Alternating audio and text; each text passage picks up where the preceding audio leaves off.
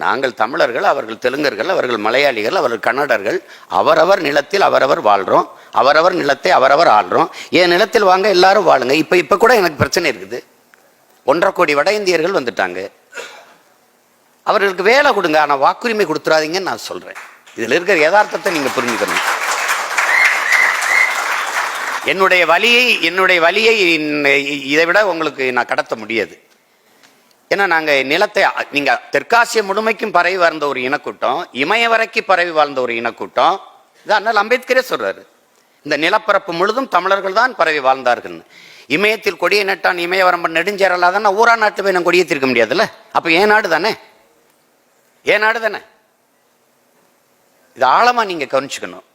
பகுருளி ஆற்றுடன் பன்மலை அடுக்கத்து குமரிக்கோடும் கொடுங்கடல் கொல்ல வடதிசை கங்கையும் இமயமும் கொண்டு தென் திசை ஆண்ட தென்னவன் வாழினா நான் இமய வரை ஆண்டிருக்கேன்ல.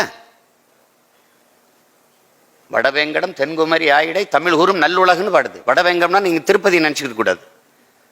வேங்கன்னா இடம், கடம்னா வெப்பம். வட வேங்கடம்னா தக்கான பிடமை வரை பரவி வாழ்ந்தோம்னு எங்க எங்க எங்க இலக்கியம் சொல்லுதே. அப்படி வாழ்ந்தவன் நான் இந்த ஒரு நிலத்தான் இருக்கு, இந்த ஒரு நிலத்தை விட்டு நான் எங்க போவேன்? இன்னொரு தாய் நிலம் இருந்துச்சு, ஈழம் அடிச்சு விரட்டினீங்க. இங்க அகதியாவது வந்து நிக்க ஒரு இடம் இருந்துச்சு, இங்க இருந்து விரட்டுவான நாளைக்கு வட இந்தியன். ஏற்கனவே இது தங்கிலீஷ் மாநிலமா மாறிடுச்சு, எங்கேயும் தமிழ் இல்லை. இப்ப வட இந்தியா வந்தவொடனே எல்லாம் இங்கிலீஷ் ஆயிடுச்சு. தண்ணி போத்தல்ல பாணின்னு எழுதி வைக்கிறான். இந்தி வந்தா தமிழ் அழிஞ்சிருமானா? இப்படித்தான்டா அழியும்.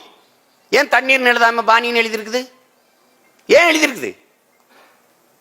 உன் தாய்மொழி உனக்கு உயர்வு, நான் போற்றுறேன். என் தாய்மொழி எனக்கு உயர்வு. உங்க அம்மா அழகானவன் சொல்லு, அதுக்கு உனக்கு உரிமை இருக்கு.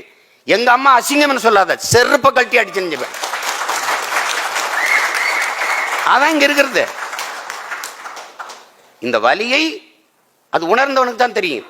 பலாயிரம் ஆண்டுகளை அடி வாங்கி மிதி வாங்கி வந்த இனத்தின் பிள்ளைகளுக்கு தான் தெரியும். வரலாற்றை வாசிக்கும் போது என்னடா வியப்பா இருக்குல்ல. அதனாலதான் சொல்றோம். இப்ப நீங்க யோசிச்சு பாருங்க, 1.5 கோடி ஒரு நாள் தொடர் வண்டியில 15,000 20,000 பேர் இறங்கி போறான். அதை பார்த்தோன்னா பயப்படுறாங்க தமிழர்கள்லாம். ஏன்னா நீ உழைப்பை விட்டு வெளியேறிட்ட நீ. அப்ப உழைப்பை விட்டு வெளியேறும்போது அந்த வேலை அப்படி இருக்கு. வேலைக்கு அவன் வர்றான், உன் நிலத்துல அவன் நாத்து நட்டுக்கிட்டு இருக்கான்.